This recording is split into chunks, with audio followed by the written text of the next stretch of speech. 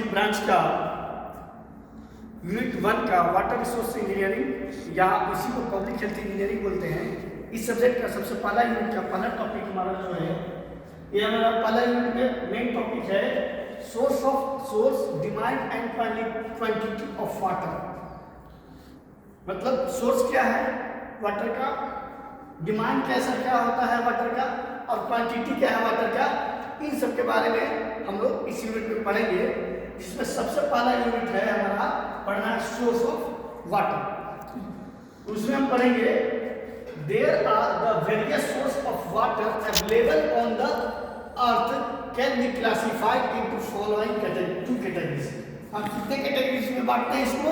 2 categories में बांटते हैं। जो भी हमारा सरफेस है उस या अंडरग्राउंड सरफेस है या सब सरफेस है, उस एरिया में हमें 2 कैटेगरी का 2 तरीके से वाटर अवेलेबल होता है। ये हमारा सोर्स बनता है। पहला सोर्स बनता है पहला सोर्स बनता है surface source of water. Surface पे कौन सा है? सरफेस पे। when the surface runoff is available for water supply scheme, then such type of source is known as surface source of water। then known as surface source of water।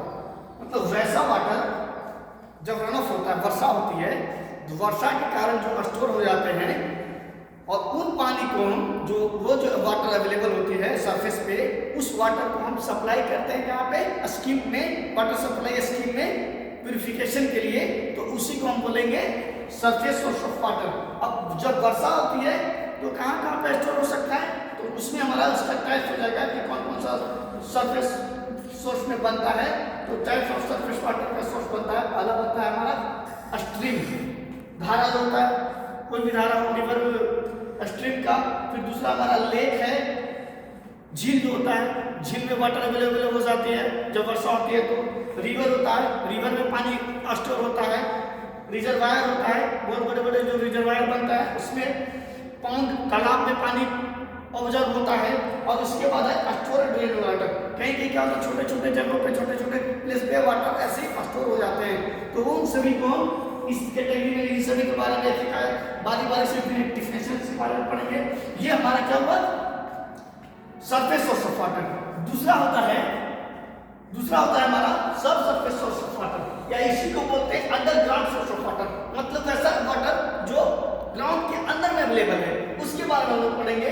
उसका क्या क्या source होता है?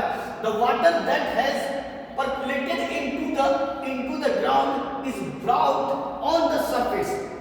वैसा water जो परकुलेटेड हो जाता है, पानी के सरफेस के अंदर चला जाता है, सॉइल सरफेस के अंदर परकुलेट हो जाता है, और उसको हम फिर क्या करता है, यूज करते हैं, ब्राउट करते हैं, उसको फिर हम बाहर निकालते हैं सरफेस वाटर के रूप में, सरफेस के यूज करते हैं।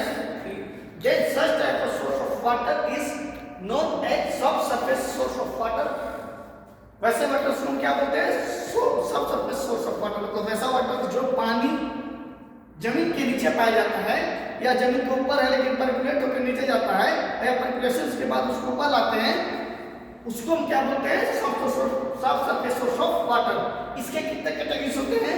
इसके मेनली 3 कैटेगरी होता है। इनफिल्ट्रेशन गैलरीज, दूसरा स्प्रिंग, और तीसरा होता है वेल। पहला क्या होता है? इनफिल्ट्रेशन गैलरीज, दूसरा स्प्रिंग, और तीसरा वेल। अब इसमें भी टाइप्स होता है स्प्रिंग्स में। अब स्प्रिंग्स में क्या होता है? आर्टिफिशियल स्प्रिंग्स, ग्रेविटी स्प्रिंग्स और सरफेस स्प्रिंग्स। कितने कैटेगरीज का होता है? 3 कैटेगरी का, आर्टिफिशियल स्प्रिंग्स, ग्रेविटी स्प्रिंग्स, और तीसरा हमारा सरफेस स्प्रिंग्स। वेल का भी कैटेगरीज होता है। वेल का भी 3 कैटेगरीज होता है। पहला होता है शैलो वेल, दूसरा डीप वेल और ट्यूब वेल, और चौथा होता है आर्टिफिशियल वेल।